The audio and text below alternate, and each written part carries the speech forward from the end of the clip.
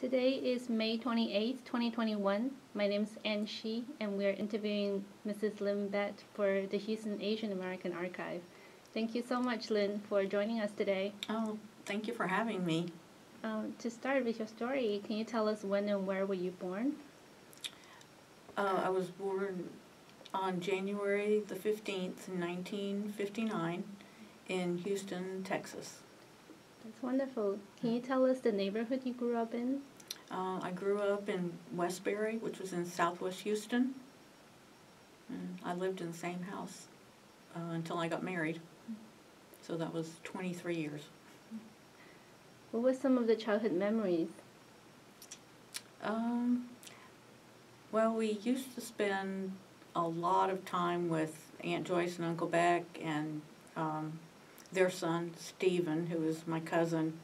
We grew up more like a brother and sister because we were only 9 months apart in age.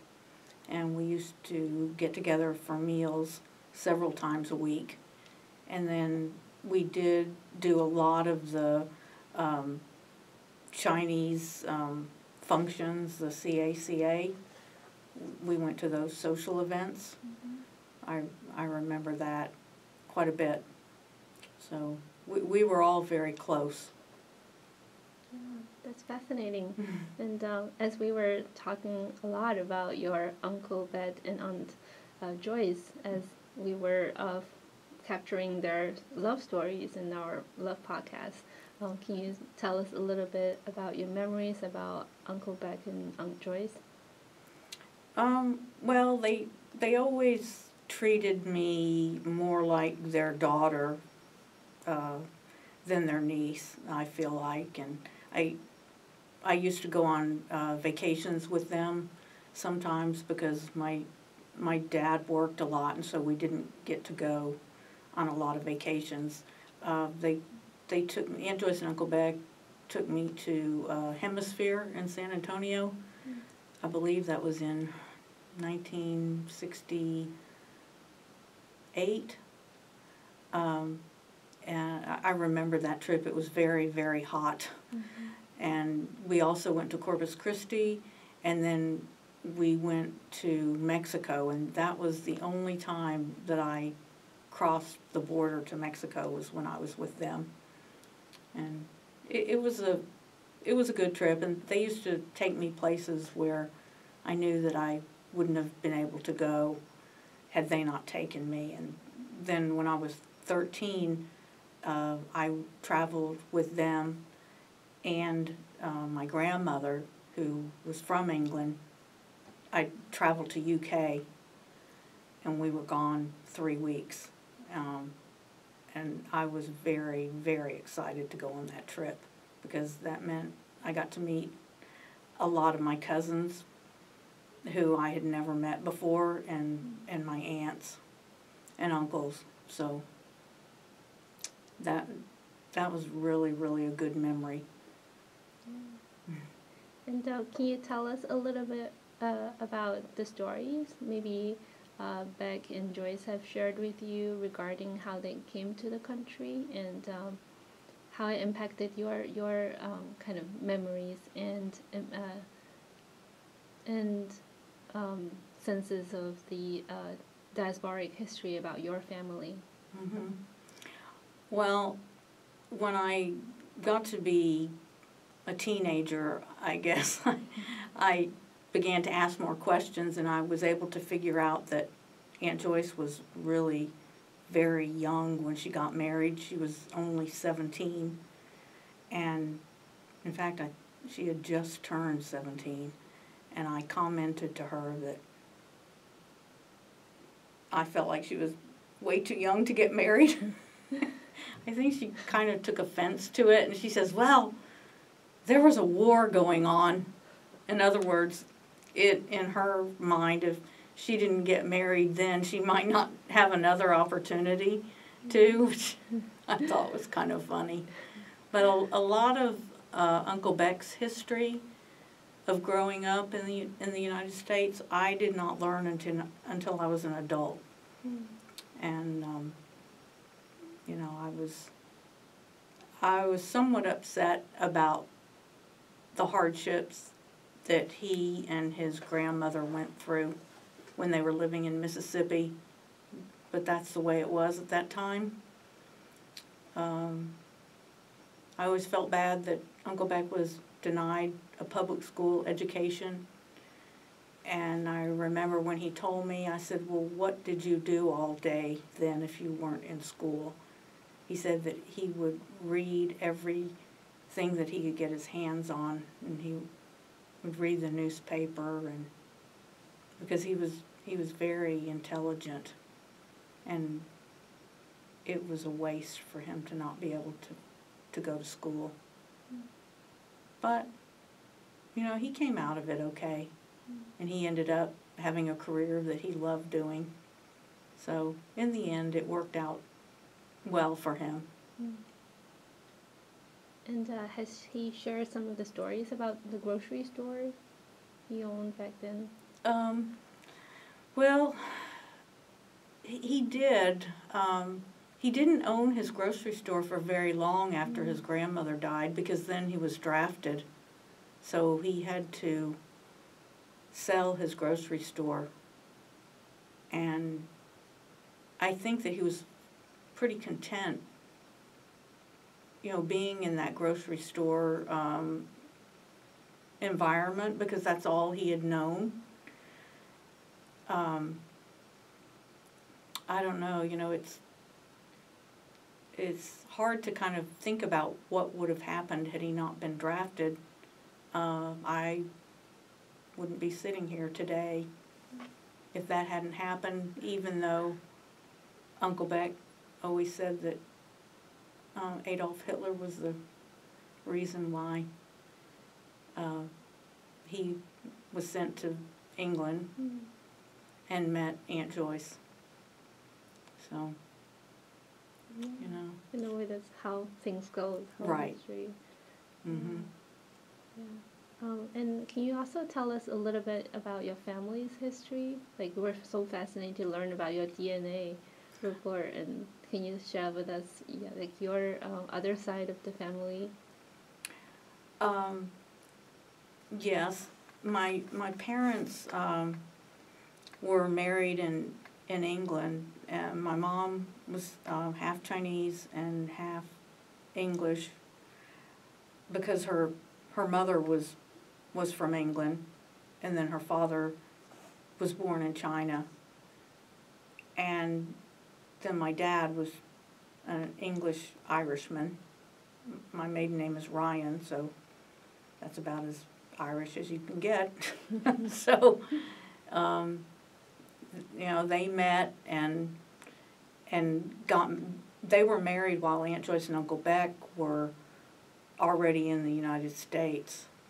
And my dad was not really happy with the way things were going in England, and he didn't think that there was a good opportunity to raise a family, and he wasn't really very close to his family, so it was, I think, easier for him to leave England than it was for my mother.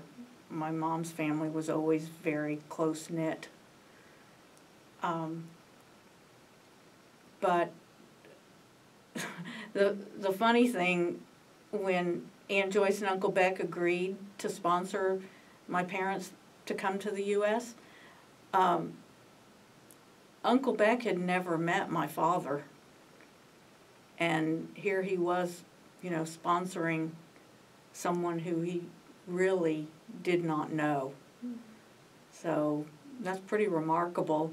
And Aunt Joyce had only seen my dad once on one of her visits home, because when she left England in 1946, it was 8 years before she went back to England to visit.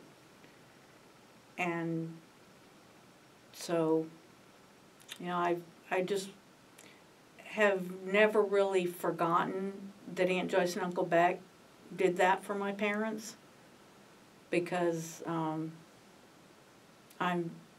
very happy to be an American. And it really is because of them. Taking that chance. You know, it was a big deal. And when my parents arrived in 1955 to Houston, they didn't have anywhere to live, so Aunt Joyce and Uncle Beck and my mom and dad lived in a one-bedroom apartment for 6 months. And my dad was fascinated with the television, so he would watch the television a lot, and, you know, Aunt Joyce and Uncle Beck were working, so I'm surprised that they all got along as well as they did. It's kind of funny. Yeah. And what were your parents' occupations? Well, my dad was a photographer in England, and that's what he wanted to do when he came to Houston. But he had a really difficult time finding a job. And Uncle Beck even told me that they almost gave up and went back to England. But then he finally got a job in a camera shop, and then he got a job in a studio. So he ended up doing what he wanted. And my mom, well, her first job, because they came to the United States right after Thanksgiving and before Christmas, and so her first job was wrapping Christmas presents in the gift wrap department in downtown Sackowitz store. His Aunt Joyce had a job there. She was a hairstylist at that time. And then my mom went to like secretarial type school, and so she was then a secretary. And her mom's last job that she had, she worked there for 35 years in Houston for a family-owned business. So you were talking about Beck and Joyce was initially in Mississippi before they moved to Houston. No, Uncle Beck was in Mississippi, but when he came back from World War II, he did go back to Mississippi for just a very short time, but then he went to Houston, and he was in Houston by the time Aunt Joyce came over. I see. So your parents also joined them in Houston and never went to Mississippi. That's correct. I see. Right. And I remember you told me you were the firstborn in U.S. of the entire family. Yes. How did that feel? It made me feel really special. It was, you know, nothing that I did, but I was always really proud of that. And when my parents got their citizenship, I remember going with them to the courthouse, and I was sitting between them, feeling very smug because I was already an American citizen before my parents. That's fascinating. It was, I don't know, just a child. I think I was 4. Wow, yeah. And Child's mentality. And have you been in touch with the extended family that were either back in England, and you also mentioned in Canada, right? Well, the Canadian relatives are all Uncle Beck's relatives, but I have lately gotten very close to them, and even though we're not true cousins, I still think of them as my cousins, and I'm really glad to have that relationship with them. And as far as our relatives in England, yes, we do have a relationship with them, and of course having, you know, more technology now makes it a lot easier. And I also have a cousin who lives in Australia and another one who lives in Singapore. And another cousin lives in Germany. I see her occasionally on Facebook, but not very much. So in your kind of like a slightly bigger than normal nuclear family with you, your parents, and Beck and Joyce, what do you guys usually eat back then? And who was the cook? Or was there like a designated cook back then? Well, because we used to share a lot of meals, we would go, one night to Aunt Joyce and Uncle Beck's house and we'd eat. And this was even during the week. And they would kind of work it around their schedule. If Aunt Joyce was off from work, well, she would cook that day or for that evening. And then if my mom was off, she would cook. Although sometimes even when my mom was working full-time, she still would come home and cook a meal. And my grandparents in England had a cafe. So my mom learned how to cook quite a bit from her dad. And Mom was a really, really good cook. I don't think Aunt Joyce really liked cooking as much. But we used to, share our meals, and we'd have some Chinese food, and we still did have a lot of the English type food, roast and lamb.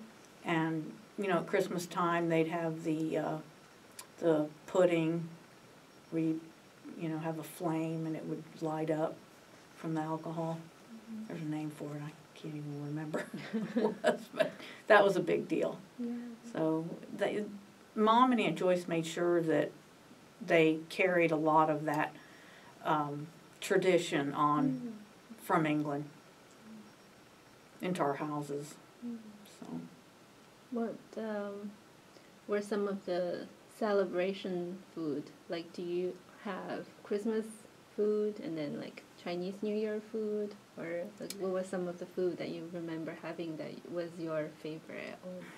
well, in England, they typically would have a turkey for Christmas, and in the U.S., turkey is more for Thanksgiving.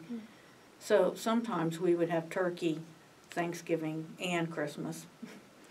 And then as far as Chinese New Year, we didn't really celebrate that too much. The CACA, they would have some celebrations, and not so much as a child we went to those, but since Uncle Beck had moved closer to us, he would take us to those 10-course meals, and it was really nice. Really good food. Sorry, can you remind me what CACA is? It's Chinese American Citizens Alliance. Was there any veterans group that Beck G was part of? Yes, he was very active in the veterans, and I don't remember the post number, but he did go to monthly meetings when he was still living in Houston. That's wonderful. Mm-hmm. And yeah, since we're so fascinated to be able to have the opportunity to archive and retell Beck and Joyce love stories, can you tell us from your perspective how their love story was like? When would you feel that they're very much in love? Well, it was always there, just because we were so, my family growing up was always really close to their family. We would do so many things together. So it was always understood. Yeah. Fascinating. Mm-hmm. And so going back to your own childhood experience and memories, can you tell us a little bit about your neighborhood and what the demographics was like, and any of the childhood games that you were playing that you really remembered enjoying back then? Well, living in Southwest Houston, it was very diverse, And when I was in school, there were a lot of Asian students. There was a lot of Jewish,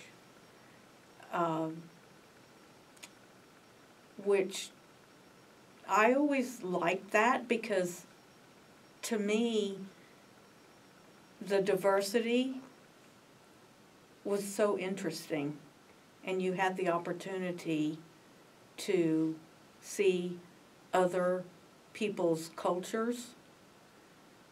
So I really enjoyed that, and I was very active in Girl Scouts when I was growing up, and we had all of that diversity in our Girl Scout troop.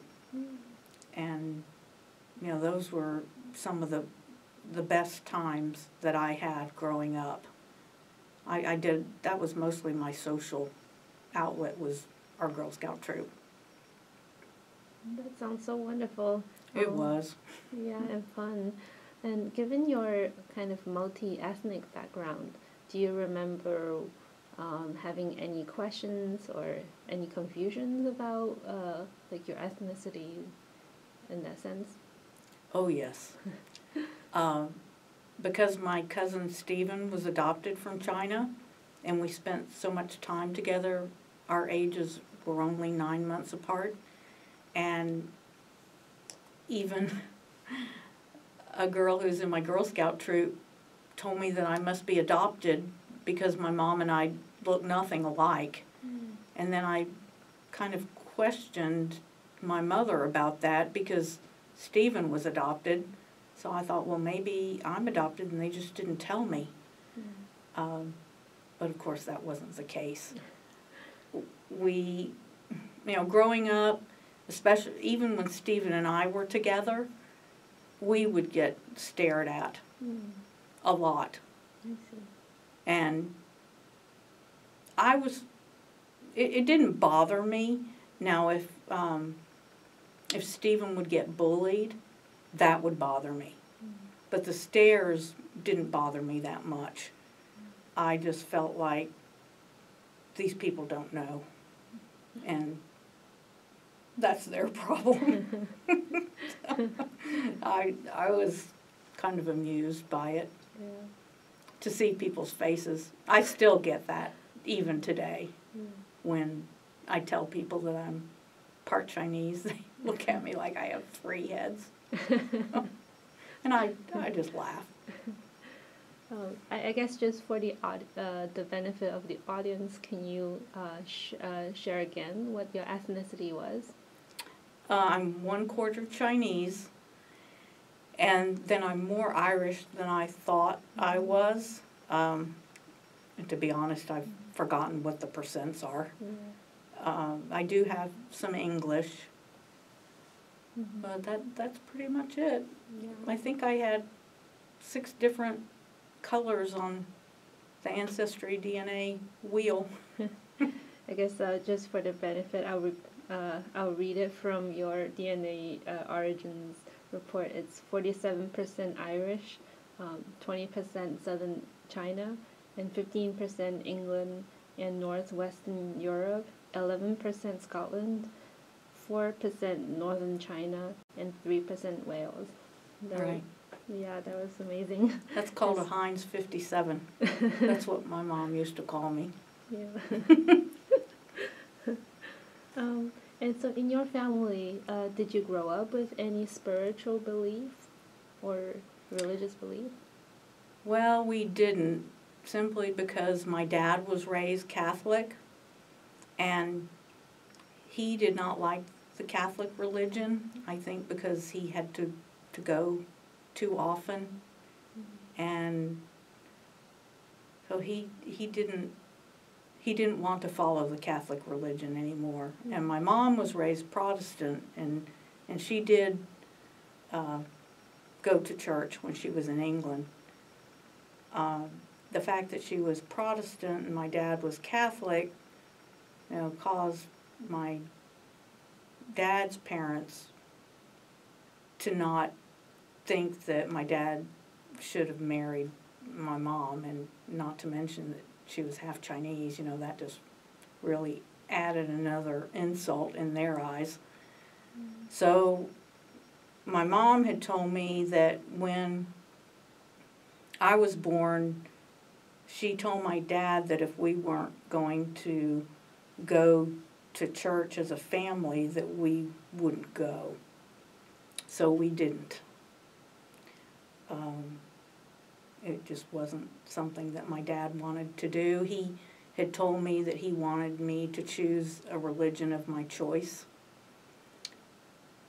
So that's the way it was. Now, I did go to various churches with my Girl Scout friends.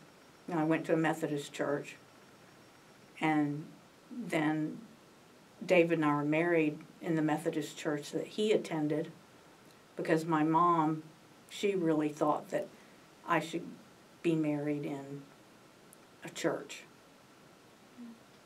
I would have been fine getting married at a Justice of the Peace, but David's family, you know, they're very religious, and it was important to them, so it worked out. I wasn't totally opposed to it. And can you tell us a little bit growing up, before we dive into your own love stories as well? So during your teenage years, were there any, because of the different appearance and the mixed race, was there any kind of targeted bully or anything because of that? Not toward me. And by the time we were teenagers, I don't really remember Stephen being bullied that much, but it did happen in elementary school. I see.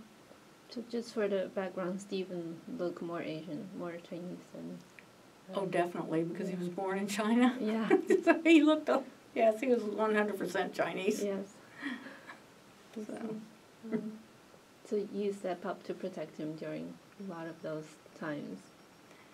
Oh, I did. Well, I didn't like it that he was singled out. Just because, you know, he was my cousin and more like a brother, so an insult to him therefore was an insult to me, even though it wasn't really directed to me, and I'm just glad that it didn't happen very often when we were together.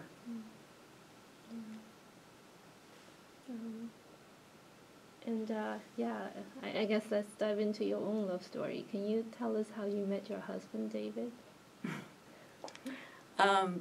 We met in driver's ed between 9th and 10th grade of high school during the summer, and we were assigned the same car because there were quite a few students in that class, but somehow we got assigned to the same car, and he would sit in the back seat and try to tell me how to drive, which I was nervous about driving anyway, so I didn't really like that. And at the time, he liked another girl in our class, and I was okay with that. Like, whatever. But then when school started in the fall, he was in my English class, and he sat behind me, and I think he did that so that he could get help from me in the class. And I remember it took him 2 days to try to find where I live, because obviously this was before internet, and the street where my parents lived, it was very chopped up, and he only had a bicycle to use. Even though he had his driver's license by then, I think. Maybe not. But when he finally found our house, I happened to be sick that day, and I was laying on the sofa, and my mom shook me to wake me up and said, "There's a boy at the door for you." So I go to the door, and it was David. So a few weeks after that, he asked me to go on a date. Mm. And David didn't dress very well when he was at school. He would wear blue jeans and dirty old work boots and just a plaid button-down shirt.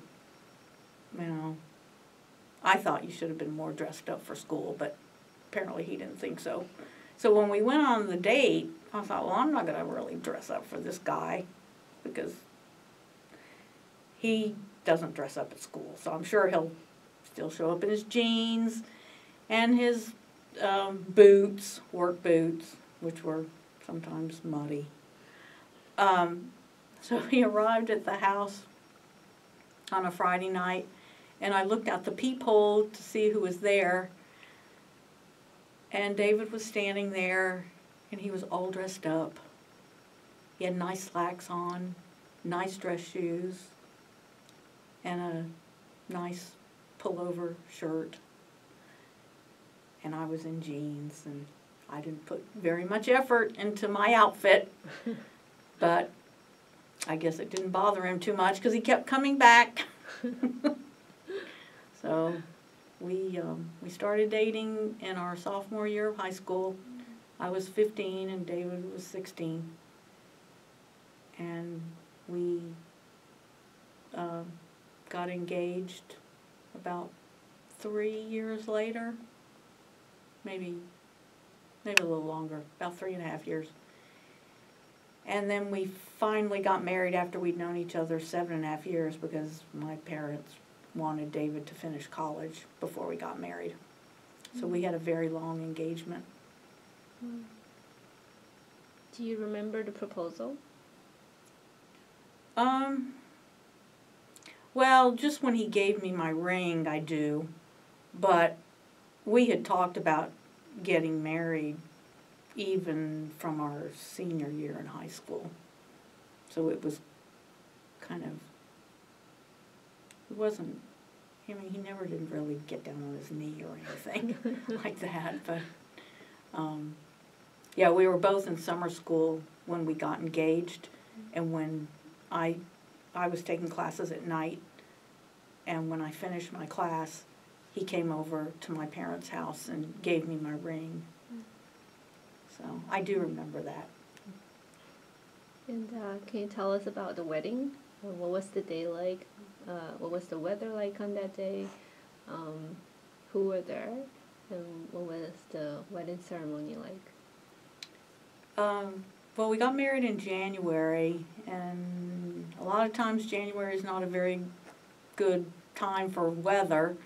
And a couple of weeks before we got married, there was a really bad snowstorm in the United States, and my grandmother from England and one of my aunts and her husband were coming to our wedding, which I was really happy about, that my grandmother was going to be able to attend.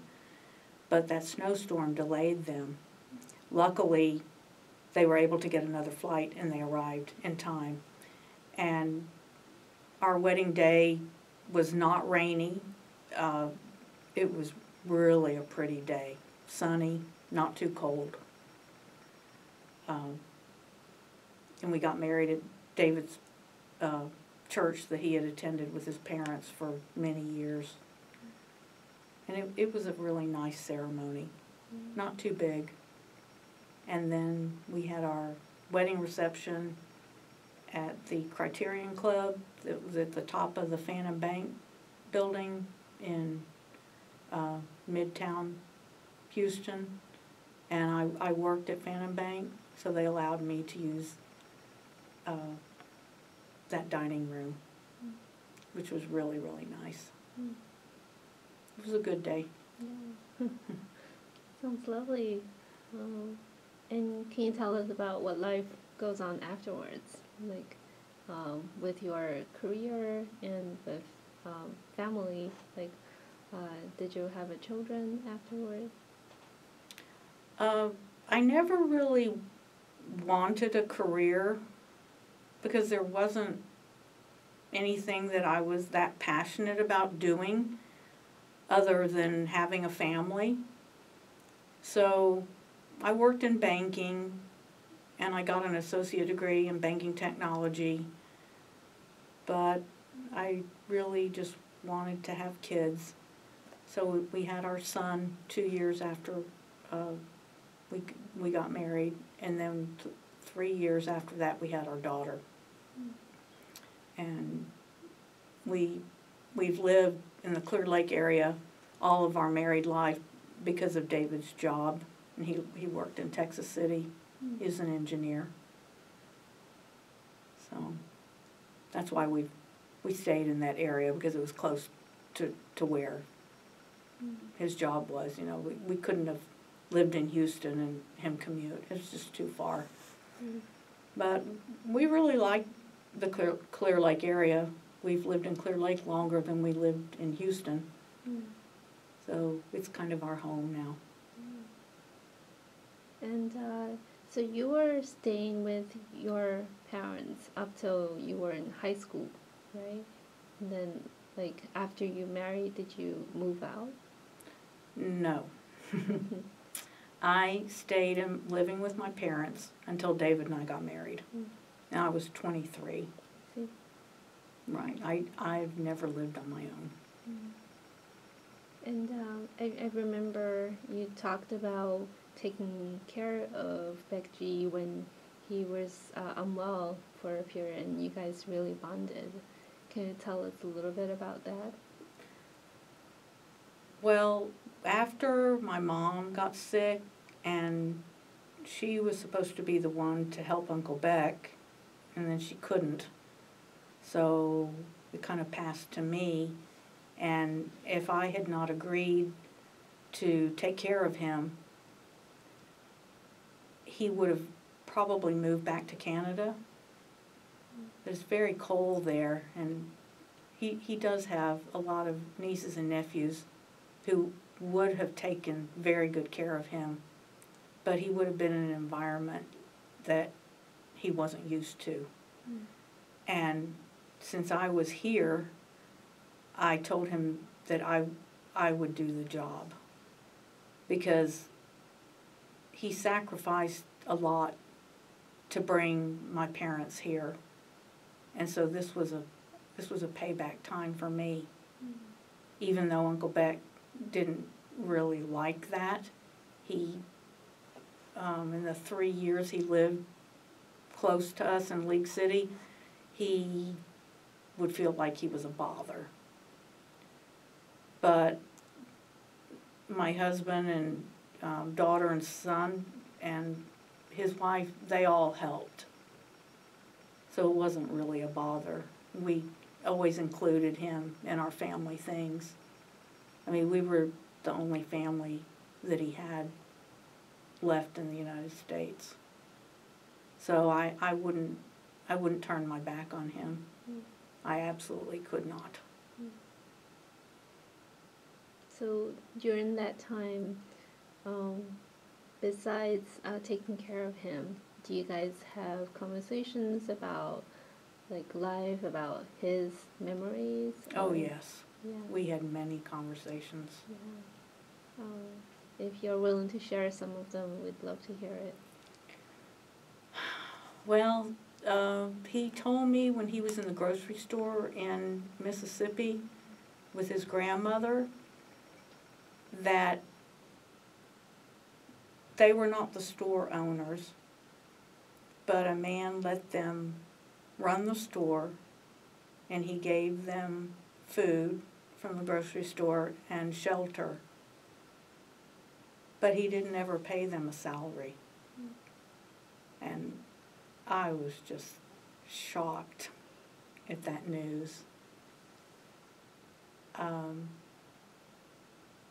You know, I guess when you're in that situation, you just end up making the best of it. But he had a hard time when they were in Mississippi.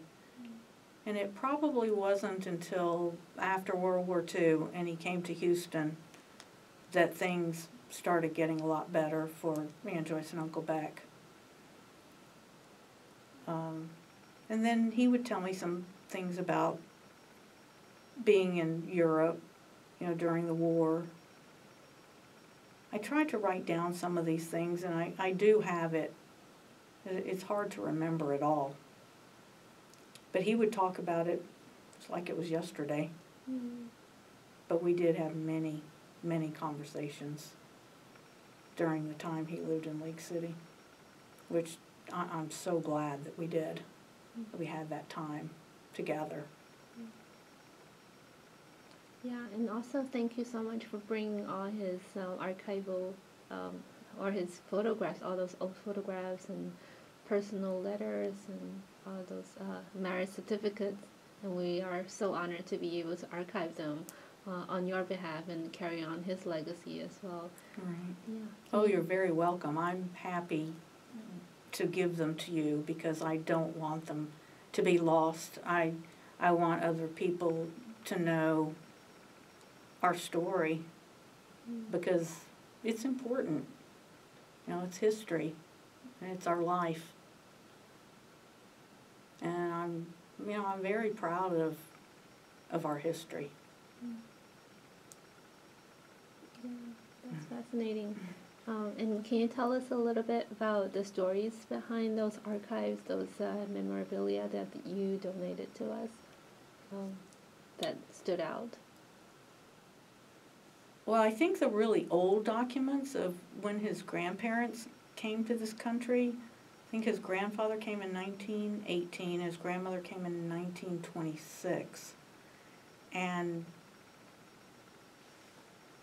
I'm amazed that Uncle Bet kept those documents, but he didn't throw things away too much.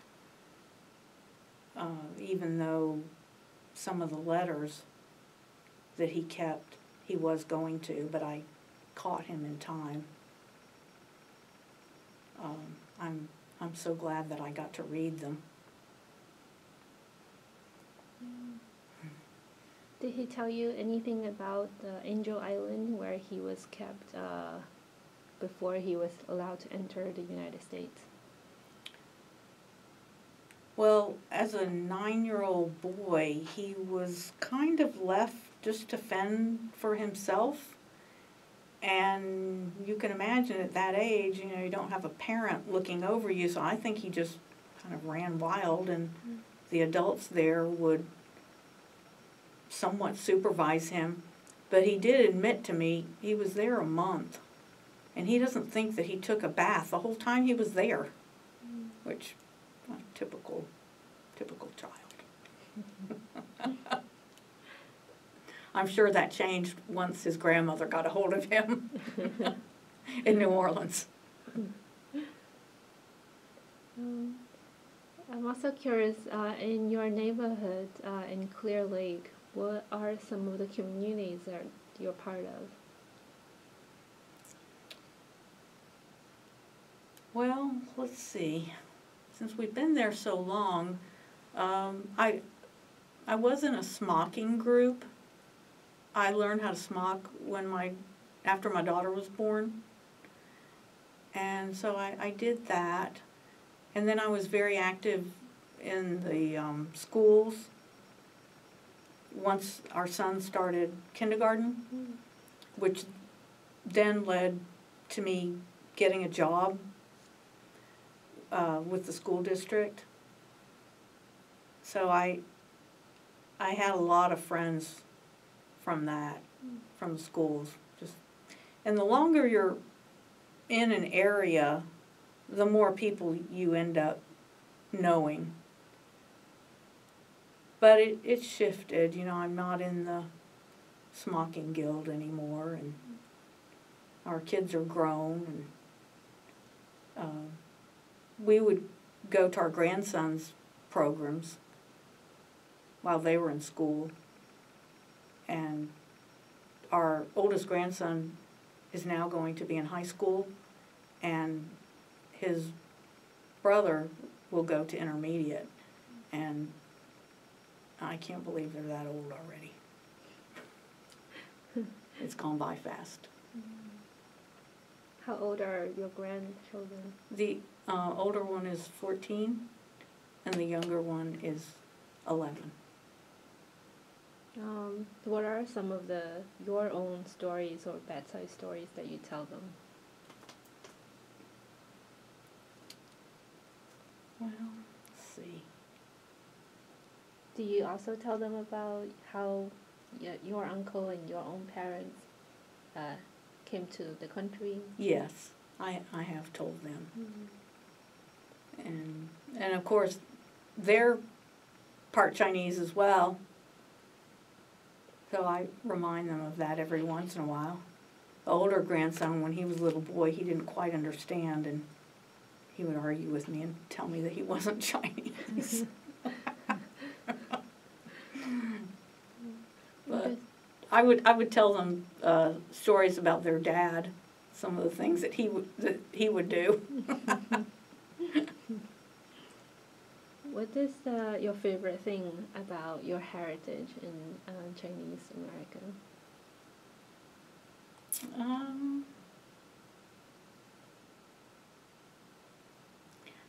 I think my favorite thing is that people look at me and don't know that I'm Chinese.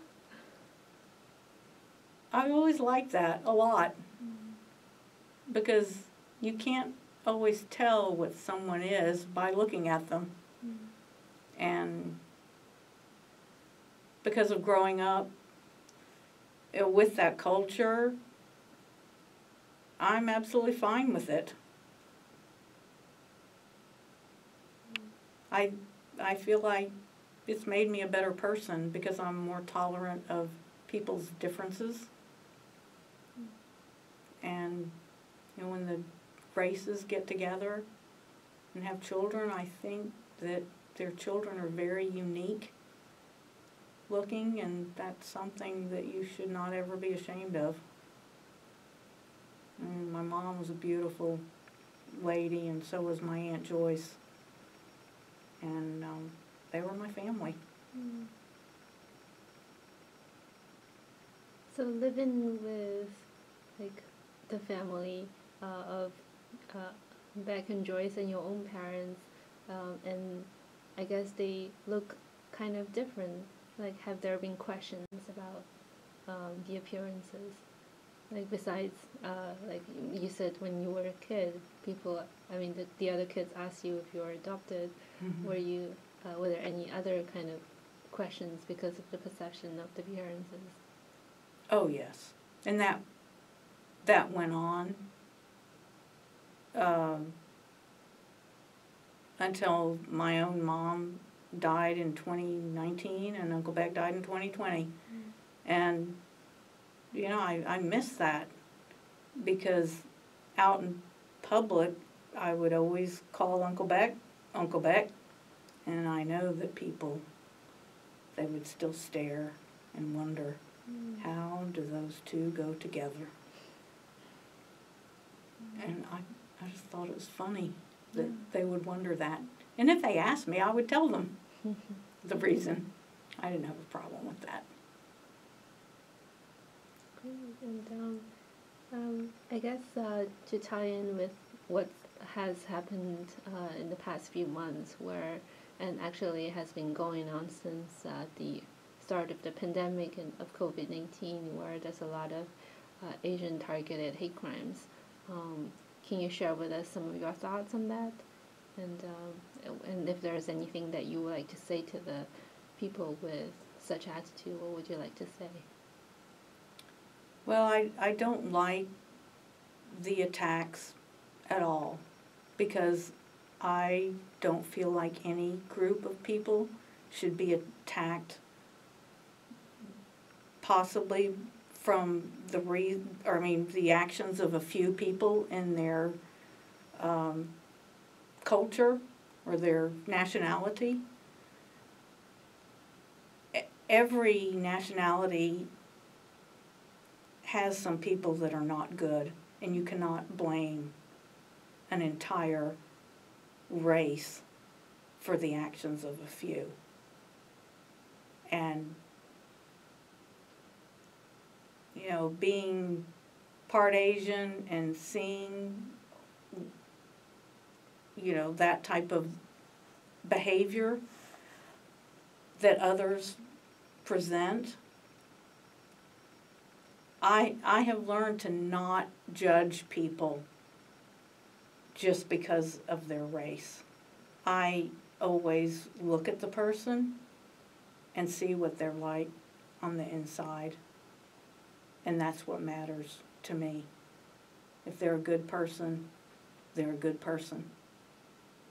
And their appearance does not matter.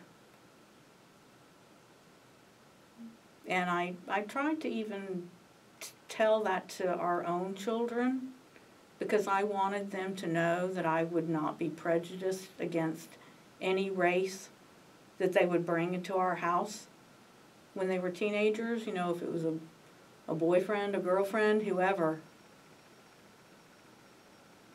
I think you have to trust your kids' judgment. You've raised them. They will choose people who are good.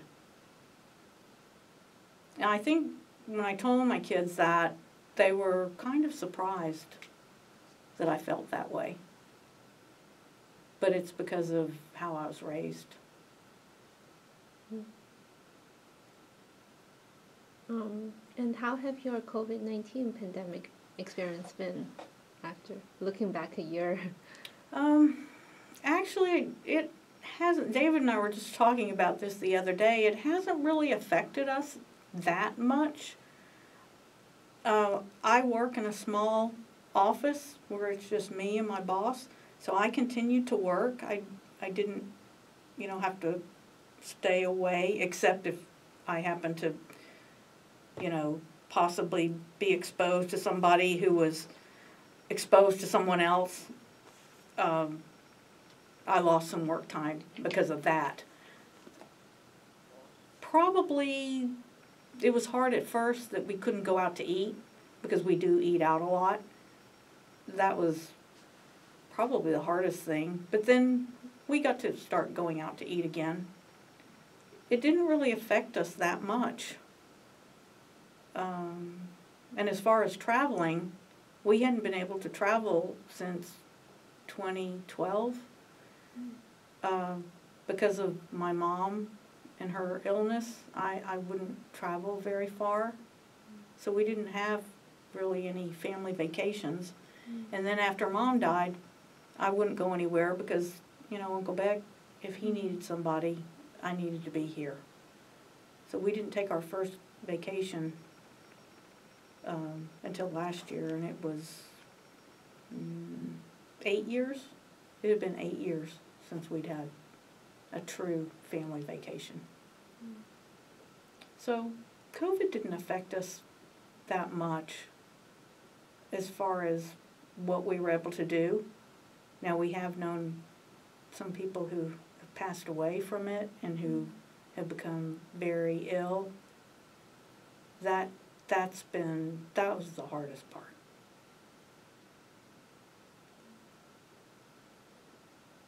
And I remember last year, it was June, about a year before precisely this time, it was your Uncle Beck G's who passed. Yes, June 6th. Yeah. And there was a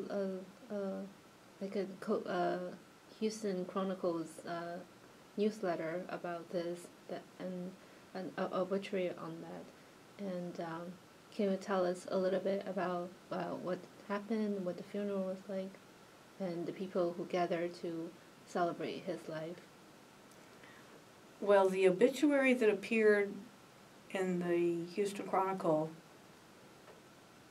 99.9% of it was written by Uncle Beck. He wrote his own obituary.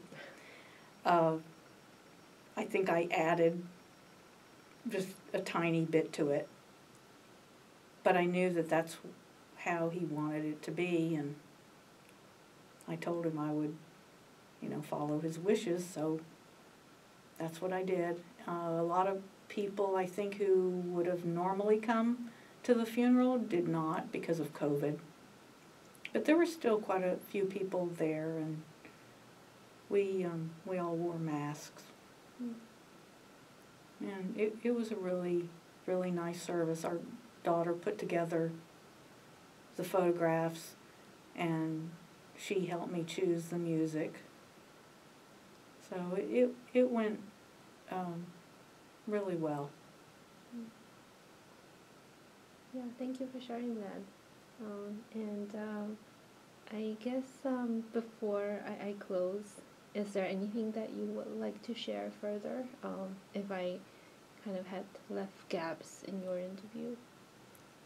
I don't believe so. I think you did a very good job asking me the questions, and I think that's pretty much our story. Would you like to leave a time capsule if I could invite you to do something like give a kind of a time capsule speech for your future generations, such as if your granddaughter and their granddaughter's daughter come to visit the Huanzhen Library's archive? Oh, that's awesome. Yes, Yeah. I would enjoy doing that. Yeah, please, whenever you're ready. Okay. Oh, you mean I'm supposed to do it now? Yeah. Oh. Let's see, what would I say? I hope that they would find our history as interesting as I believe it is. And to know that my parents and Aunt Joyce and Uncle Beck made a lot of sacrifices for us, which has always been very, very important to me. And they would always take care of their family. So keep your family close, because in the end, that's really all that you have, is your family. It's heartwarming, and thank you so much for sharing that. Oh, you're welcome. I was happy to do it. Yeah, really enjoyed the past hour with you. I've enjoyed it as well.